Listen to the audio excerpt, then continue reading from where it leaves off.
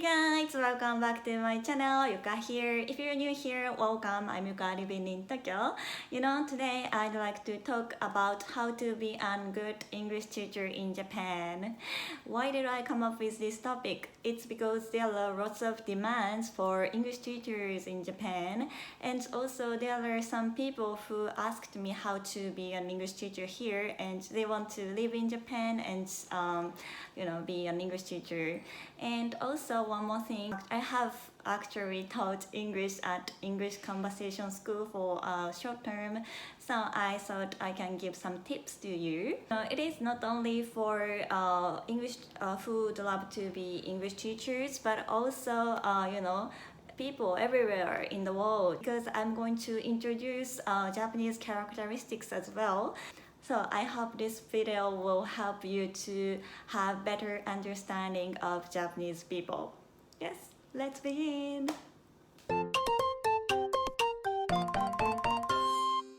Create speaking opportunities.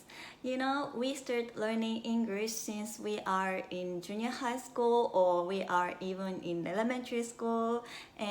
But why we cannot speak English well? It is because our English education is very focused on entrance exam to high schools or universities.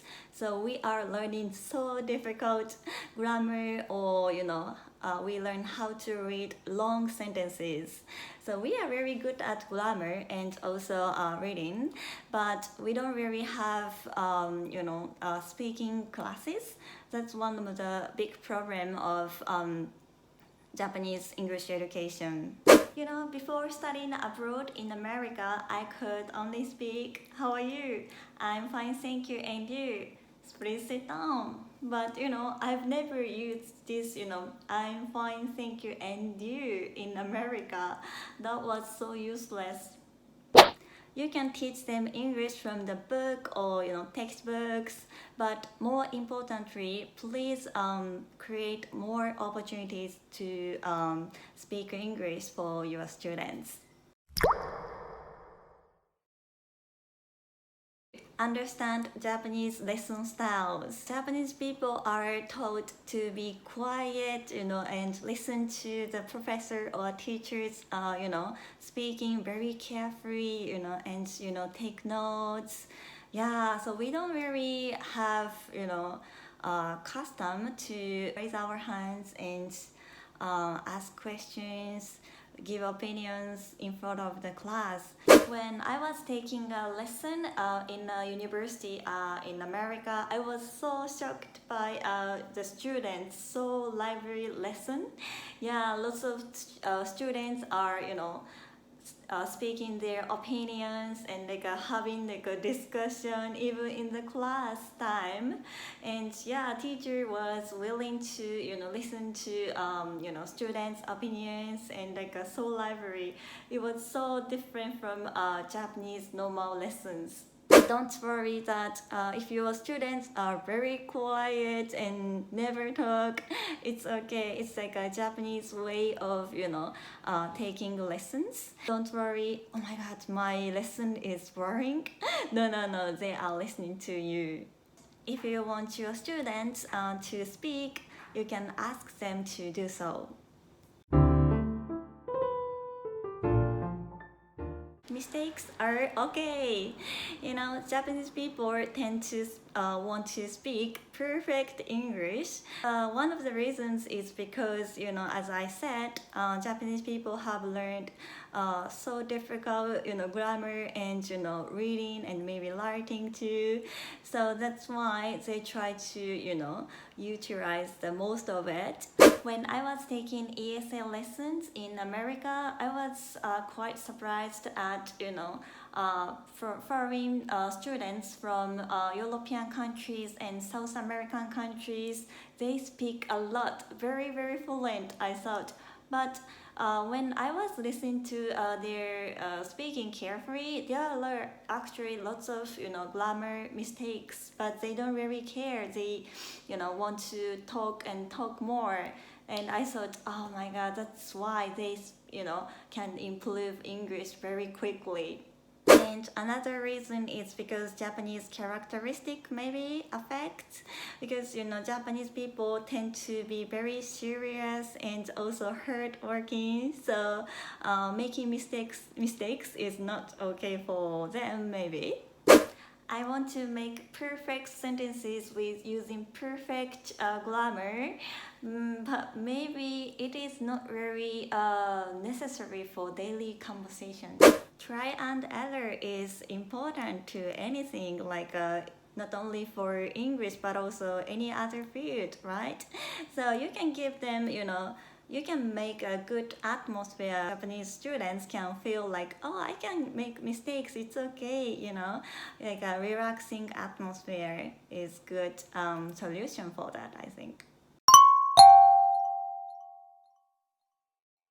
Enjoy the cultural difference to the fullest. There are about 2.9 million foreign residents in Japan. It sounds a lot, but if you don't have friends, foreign friends, or if unless you go to English conversation school, we don't really have chance to communicate with foreign people. When I was at junior high school, there was a teacher from America. She has an interesting necklace on her neck. The shape is kanji shape, Japanese kanji, and it was written horse, uma, in Japanese. So I thought, oh my gosh, she is interested in Japanese kanjis, and also she was a big fan of Japanese dramas, and she often shared how much she loves about Japanese dramas. That was quite interesting, and I was very happy to hear that. So your students are very interested in your country's cultures, and also we are happy to see if you are interested in Japan. If you are going to live in Japan, why not enjoy the cultural difference and also share your feeling about Japanese culture, and also share your own culture. Get used to Japanglish. What's Japanglish? It's like a Japanese and English mixed word. Japanese people sometimes use some words that they think they are English, but actually not. Today I went to Arubaito, and after that I had very volumey shoe cream at home, and it was very delicious, so I was so high tension, so happy. Hey Yuka, your English is so weird. Am I wrong? Japanese people use a lot of words from other countries, like such as arubaito. The Yuka just said arubaito is from Germany, and also volumey is like a volume plus me. So it's like Japanese people mixed up English and Japanese and make it as an adjective, volumey. Yes. If you look up Japanglish on the internet, there are a lot. It's kind of funny and also interesting. So why not, learn some Japanglish and then have better understanding of Japanese people's, speaking English, or maybe not. Have fun. Your students' success is your success.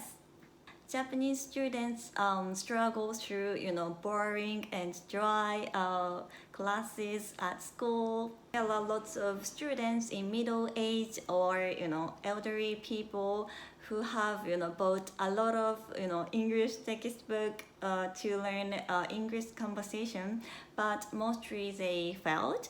It is because their mindset of studying English is so difficult and so hard. They think you can get rid of difficult and hard atmosphere of English conversation and let them have fun. There is nothing fulfilling than seeing your students to build confidence or skills at speaking English. So why not let them enjoy and also learn to the fullest. So that's all about my advice about to be a good English teacher in Japan. I hope some tips are very useful for you guys. You can do it. Okay, that's all for me. Thank you very much. See you next time. Bye.